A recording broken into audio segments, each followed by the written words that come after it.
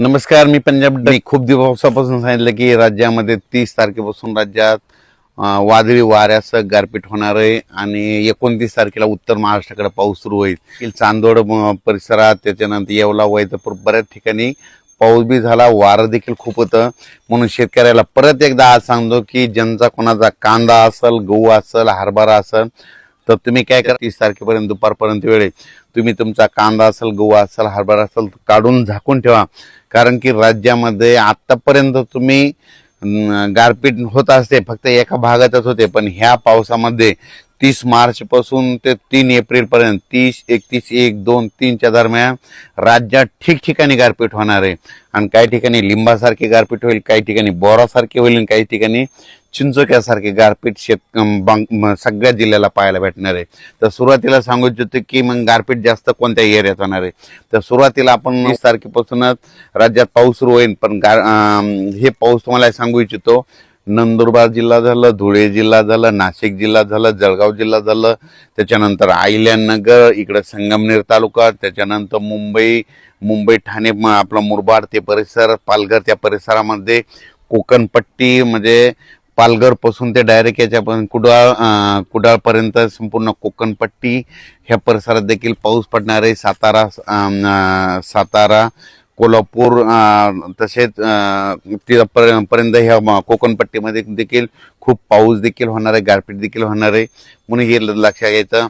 त्याच्यानंतर सांगायचं झालं विदर्भाकडून घेऊत आपण वर्धा, नागपूर, भंडारा, गोंदिया, चंद्रपूर, यवतमाळ, वाशिम, हिंगोली, नांदेड, परभणी, लातूर, धाराशिव, बीड, जालना, संभाजीनगर, अहिल्यानगर, जळगाव, बुलढाणा, अमरावती, अकोला ह्या पट्ट्यात देखील म्हणजे 30 तारखेपासून तर 3 एप्रिल पर्यंत चांगला पावसाळ्यासारखा पाऊस पडेल. कुठं जिथं नाही पडलं तिथं वारं सुटेल आणि काही भाग सोडून देखील देईल. म्हणून हे लक्षात येतं. अवकाळी पाऊस सर्वदूर सगळीकडे पडत नसतं, हे सर्वप्रथम लक्षात येतं. तर मग आता तुम्हाला सांगतो, आता नेमके गारपीट कोणत्या कोणत्या जिल्ह्याला पाहायला भेटेल.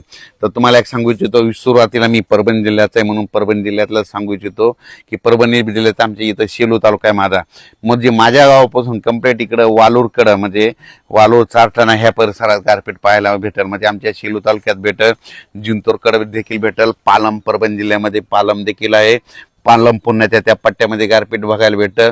म्हणून हे देखील परभणी जिल्ह्यातल्या शेतकऱ्यांनी, गंगाखेड देखील भेटल. म्हणून हे परभणी जिल्ह्यातल्या शेतकऱ्यांनी अंदाज लक्षात.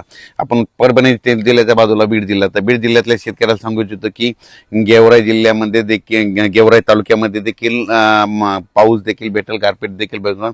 बीड जिल्ह्यात मध्ये वादळी वाऱ्यासह पाऊस पडणार आहे, ठिकठिकाणी पडणार आहे, काही भाग सोडून देणार आहे. म्हणून बीड जिल्ह्यातल्या शेतकऱ्यांनी अंदाज लक्षात. जालना जिल्ह्यात देखील म्हणजे कन्नड, सिल्लोड, भोकरदन त्या पट्ट्यात देखील अजिंठापर्यंत तिकडे देखील काही ठिकाणी खूप, सोयगाव त्या परिसरात देखील चांगल्या परिसराचा पाऊस होईल, काही ठिकाणी गारपीट होईल. म्हणून हे देखील सर्व शेतकऱ्यांनी लक्षात घ्यायचं. त्याच्यानंतर संभाजीनगर जिल्ह्यामध्ये देखील वैजापूर, गंगापूर ह्या पट्ट्यात देखील चांगला पाऊस देखील होईल, गारपीट देखील होईल. म्हणजे संभाजीनगर जिल्ह्यामध्ये चांगल्या प्रकारचा वादळी वाऱ्यासह पाऊस होणार, काही ठिकाणी गारपीट देखील पाहायला होणार नाही. म्हणून हे लक्षात घ्यायचं. अहिल्यानगरमध्ये देखील खूप ठिकाणी गारपीट पाहायला भेटतं, काही ठिकाणी वारा सुटेल, कुठं पाऊस पडेल, काही ठिकाणी निरंग देखील राहील.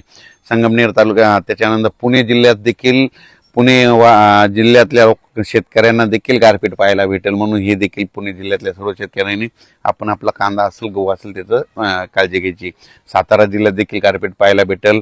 त्याच्यानंतर कोल्हापूर जिल्ह्यात देखील काय गारपीट पाहायला देखील भेटेल. त्याच्यानंतर इकडं बुलढाणा जिल्ह्यात देखील घाटाच्या खाली इकडं म्हणजे सिंदखेड राजाचं त्या परिसरात गारपीट पाहायला भेटेल. त्याच्यानंतर अकोला, अमरावती तिकडल्या जिल्ह्यात देखील गारपीट पाहायला भेटेल, पाऊस देखील पडेल. त्याच्यानंतर वर्ध्याकडं हिंगणघाट त्या परिसरात देखील गारपीट पाहायला भेटेल. त्याच्यानंतर सांगायचं झालं तर इकडं यवतमाळ जिल्हा, माहूर तालुका त्या परिसरात देखील काही ठिकाणी पाऊस, काही ठिकाणी गारपीट पाहायला भेटेल. म्हणजे सांगायचं झालं तर खूप ठिकाणी म्हणजे हे पाऊस काही ठिकाणी पावसाळ्यासारखं पडेल, काही ठिकाणी रिमझिम पडेल, काही ठिकाणी सोडून देखील देईल. पण राज्यात मात्र 3 एप्रिलपर्यंत राज्यात हे अवकाळी पावसाचं सावट आहे, ही सर्व शेतकऱ्यांनी लक्षात घ्यायचं. तर माझी एक महसूल विभागाला विनंती आहे की ह्या म्हणजे 30 मार्चपासून तर 3 एप्रिलपर्यंत खूप ठिकाणी गारपीट होईल म्हणून शेतकऱ्यांचे जे झालेले नुकसान आहे त्याचे तुम्ही पंचनामे करण्यासाठी सतर्क करावे आणि सगळ्यांचे जिथं जिथं गारपीट वादळी वारं होईल, शेतकऱ्याचं नुकसान होईल, सगळ्यांचे पंचनामे करून घ्यावेत ही माझी सर्वप्रथम महसूल विभागाला माझी विनंती राहील. कारण की ह्या पावसामध्ये खूप शेतकऱ्याचं नुकसान होणार आहे. म्हणजे हे पाऊस गुजरातला देखील खूप पडणार आहे, मध्य प्रदेश देखील खूप पडणार आहे, बेतूल बुरहानपूर त्या परिसरात देखील खूप पडणार आहे. त्याच्यानंतर इकडं तेलंगणात बी पडणार आहे, आदिलाबाद, धर्माबाद, हैदराबाद त्या परिसरात बी पडणार आहे. इकडं बसव कल्याण तिकडं देखील राहणार आहे, कर्नाटक देखील राहणार आहे. इकडं तिकोटी, धारवाड, त्याच्यानंतर म्हणजे कर्नाटकमध्ये बऱ्याच ठिकाणी चांगला पाऊस गारपीट होणार आहे म्हणून हे देखील लक्षात येतं. म्हणजे सांगायचं झालं तर राज्यामध्ये ह्या पावसामध्ये जरा वारं जास्त राहील आणि गारपीट देखील. म्हणजे दरवेळेस काय असतं, महाराष्ट्रात पाऊस आला तर काय होतं, फक्त एखाद्या 2 जिल्ह्यामध्ये पाऊस आणि गारपीट होते. पण याच्या मात्र प्रत्येक जिल्ह्यामध्ये 5-7 ठिकाणी अशी गारपीट झालेली अशी म्हणजे न्यूजला बातमी येईल. म्हणून सर्व शेतकऱ्यांनी आपण आपल्या पिकाची काळजी घ्यायची, पशुधनाची काळजी घ्यायची आणि पाळीव प्राण्याची काळजी घ्यायची. पट्टीच्या आंबा उत्पादक शेतकऱ्यांना सांगू इच्छितो की तुम्ही काय करा, तुम्ही तुमच्या आंब्याची काळजी घ्या. कारण की कोकण पट्टीकडे देखील खूप पाऊस देखील बघायला भेटणार आहे, गारपीट देखील भेटणार आहे. तसे नाशिक जिल्हा, त्याच्यानंतर नंदुरबार, धुळे, जळगाव ह्या पट्ट्यात देखील चांगल्या स्वरूपाची गारपीट पाहायला भेटणार. म्हणून त्या शेतकऱ्यांनी आपण आपल्या पिकाचं संरक्षण करावं. अचानक वातावरण बदल झाला तर परत एक मेसेज दिला जाईल. धन्यवाद.